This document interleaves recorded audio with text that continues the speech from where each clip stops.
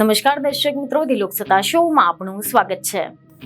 Bulgarian ભવિષ્યવક્તા બાબા વેંગાએ કેટલીક એવી આગાહીઓ કરી છે કે જેને સમગ્ર માનવ તેમજ વિશ્વને ચોંકાવી નાખ્યા છે। એમને એવા અનેક દાવા કર્યા છે કે તેમની કેટલીક આગાહીઓ પરિસ્થિતિની સાથે બરાબર મેળ ખાય છે અને આ જ કારણ છે કે બાબા વેંગાને ભવિષ્યવેત્તા કહેવામાં આવે છે। અને આ તેમની ભવિષ્યવાણીઓમાં એવો પણ અનેક દાવો કરવામાં આવ્યો છે કે વર્ષ 2025 માટે એક એવી મોટી આર્થિક આપત્તિની આગાહી કરવામાં આવી છે કે જે હવે સાચી પડી રહી છે તેવું લાગી રહ્યું છે। જી હા, સમાચાર એવા મળી રહ્યા છે કે વિશ્વભરના શેર બજારોમાં ઉથલપાથલ તેમજ વૈશ્વિક અર્થતંત્ર પર મંડરાઈ રહેલા અનેક સંકટ પછી બલ્ગેરિયન આગાહીકાર બાબા વેંગાની આગાહીઓ ફરી એકવાર ચર્ચાનો વિષય બની ગઈ છે, કારણ કે એવું કહેવામાં આવી રહ્યું છે કે તેમને વર્ષ 2025 માટે મોટી આર્થિક આપત્તિની ચેતવણી આપી હતી અને હાલની પરિસ્થિતિને જોતા તેમની આગાહી સાચી પડી રહી હોય તેવું લાગી રહ્યું છે।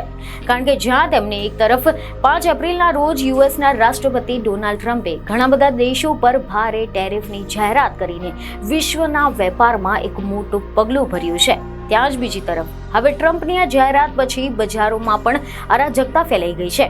મુખ્ય વૈશ્વિક શેર સૂચકાંકોમાં તીવ્રથી ઘટાડો જોવા મળી રહ્યો છે, જેના કારણે એવા અહેવાલ મળી રહ્યા છે કે આર્થિક નિષ્ણાતો માને છે કે જો આ વેપાર યુદ્ધ વધુ વધશે તો તે ચોક્કસપણે વૈશ્વિક મંદી તરફ દોરી શકે છે। જોકે ટ્રમ્પના ટેરિફના જવાબમાં ચીને પણ તીવ્ર પ્રતિક્રિયા આપી હતી અને બેઇજિંગે યુએસના માલ પર 34% ટેરિફ લાદવાની જાહેરાત કરી। આનાથી ગુસ્સે થઈને ટ્રમ્પે ચેતવણી આપી હતી કે જો ચીન પીછેહટ નહીં કરે તો અમેરિકા વધારે 50% ટેરિફ લાદી શકે છે।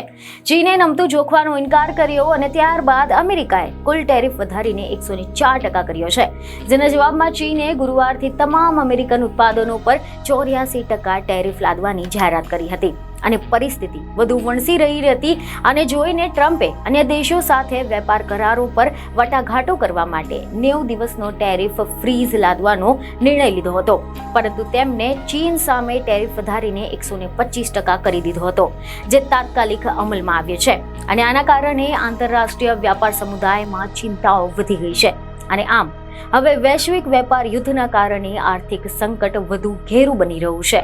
બીજને ખબર સાથે ફરી મળીશું। ધન્યવાદ।